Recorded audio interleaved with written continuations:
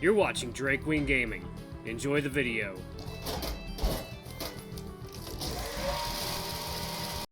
Hey guys, Nary here from Drake Wing Gaming. Some of you know me on Twitter, The Gaming Dragon. Today I'm coming back at you another Let's Play episode of Adastra.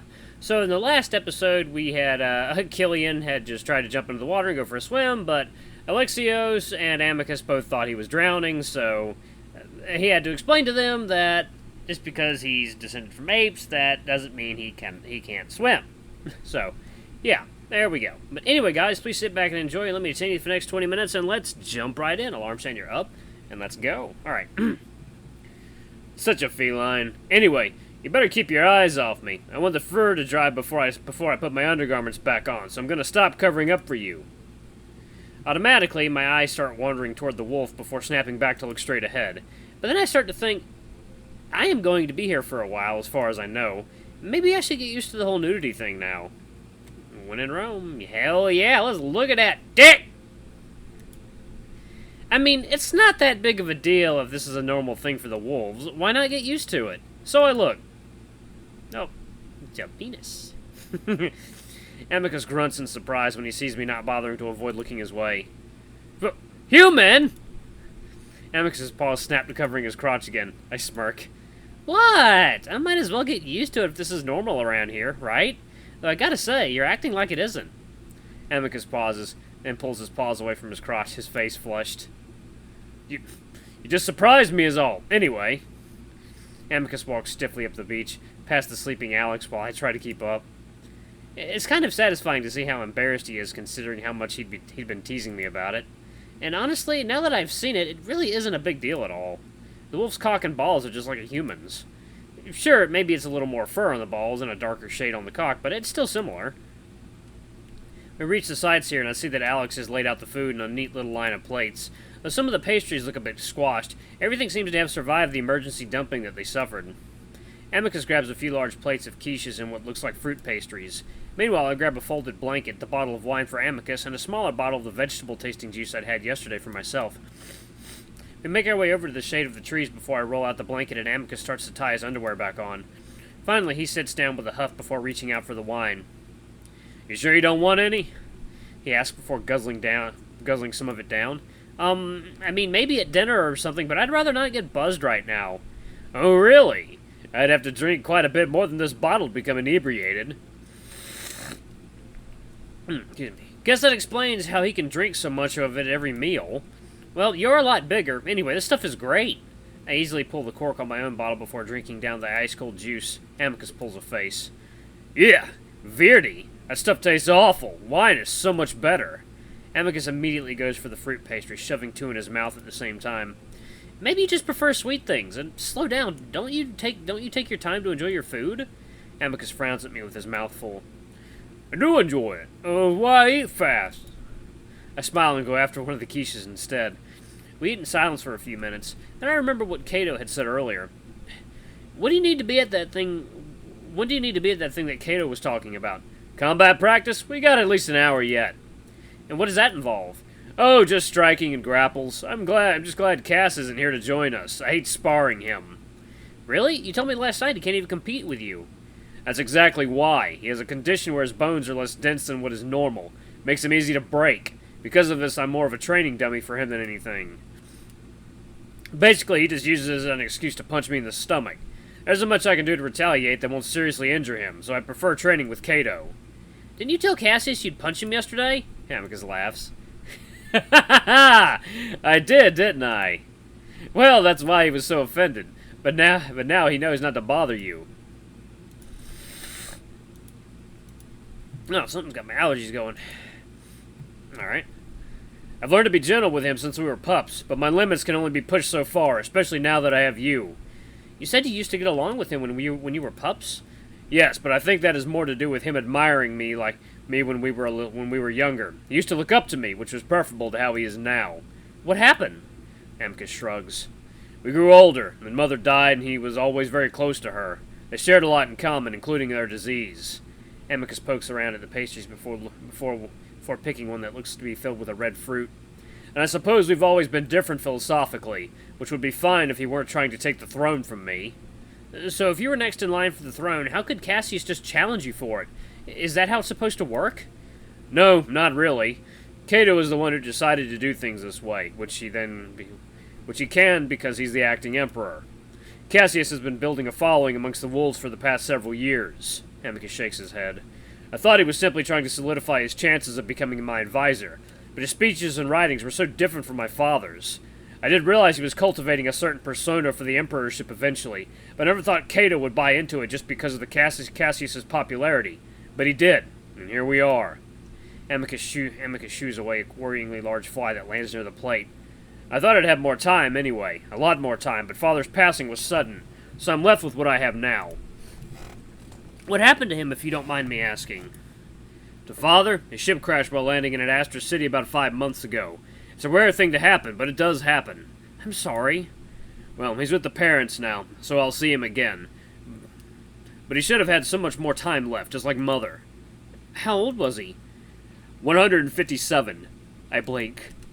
He was 157? Yes. Years? Yes. Amicus looks at me, confused. How long do your people live? It varies, obviously. But about 250 to 300 years. Wow. How long do your people live? Amicus looks slightly apprehensive. I don't know, 80, 100 if we're lucky. Oh.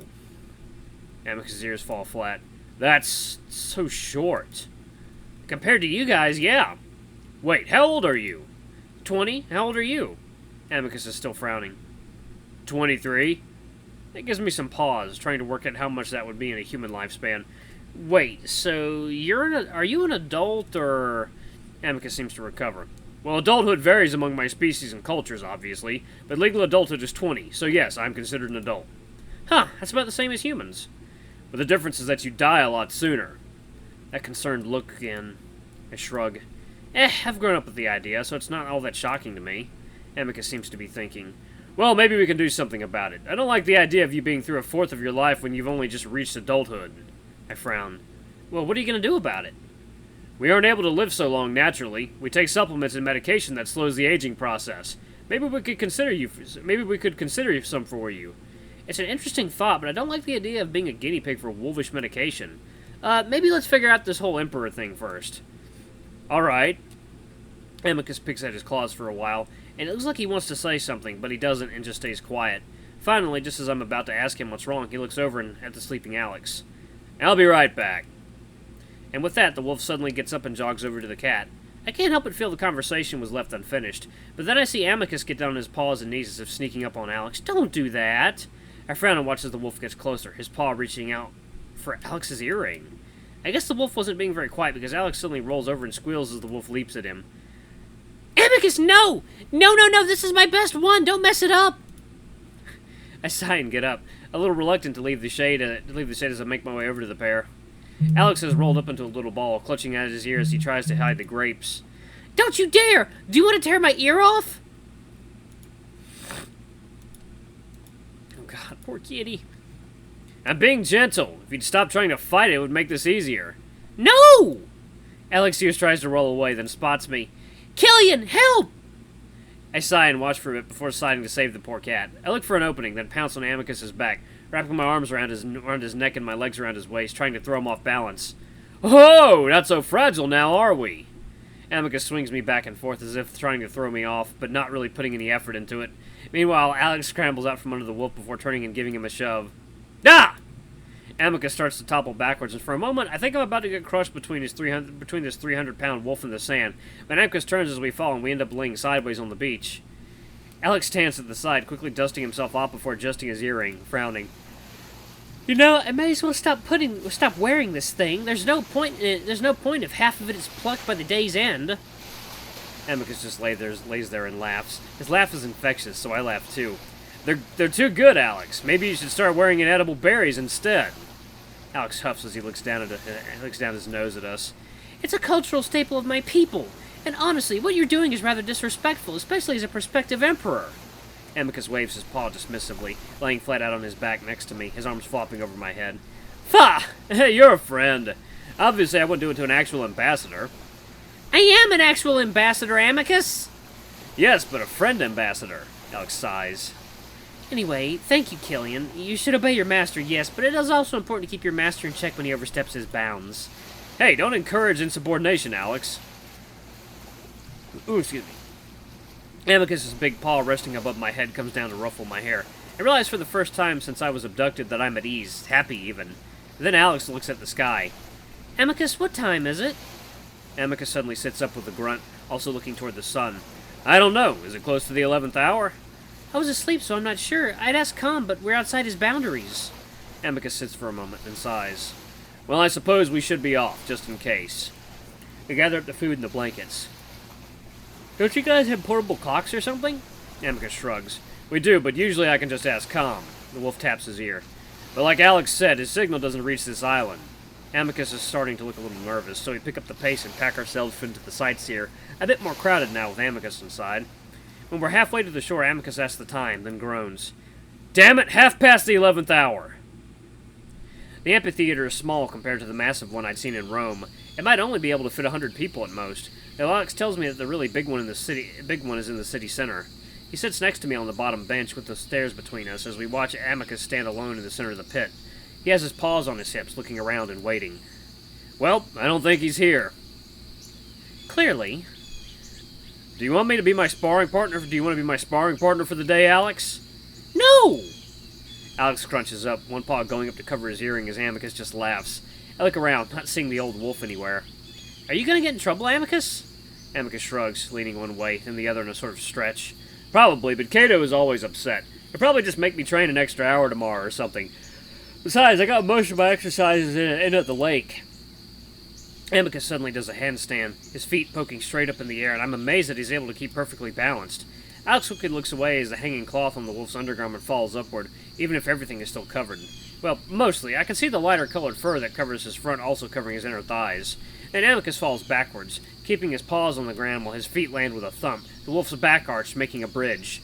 It's kind of impressive seeing such a thick, muscular body be so limber, not timber. That's when I noticed Amicus looking directly at me from his upside-down position, watching me watching him.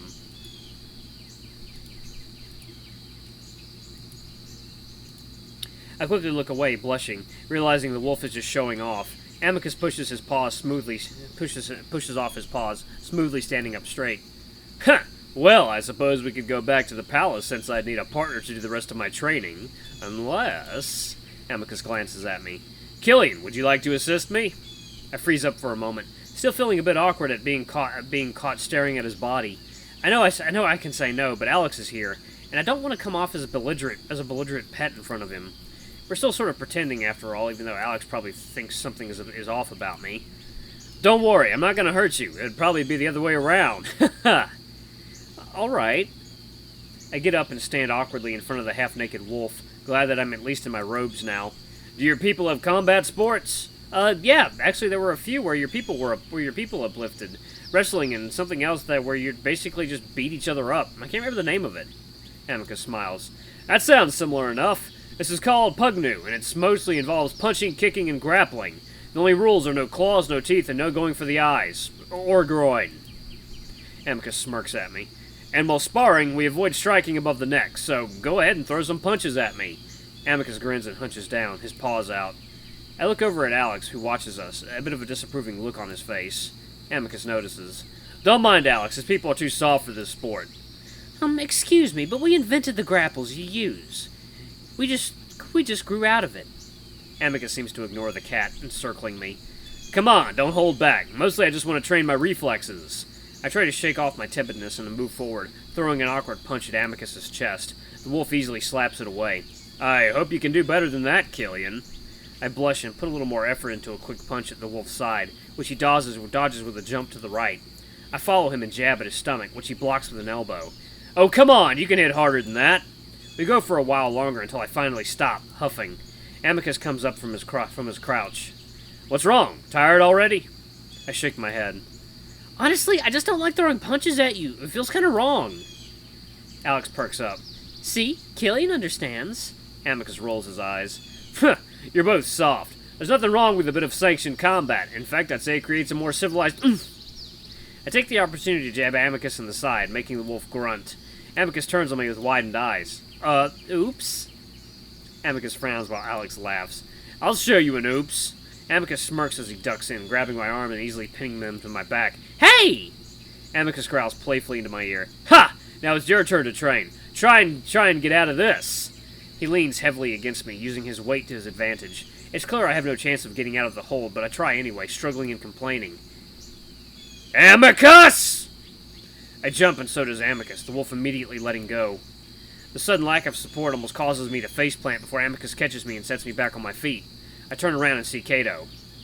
Despite the volume and fury in his voice just moments earlier, he appears almost calm.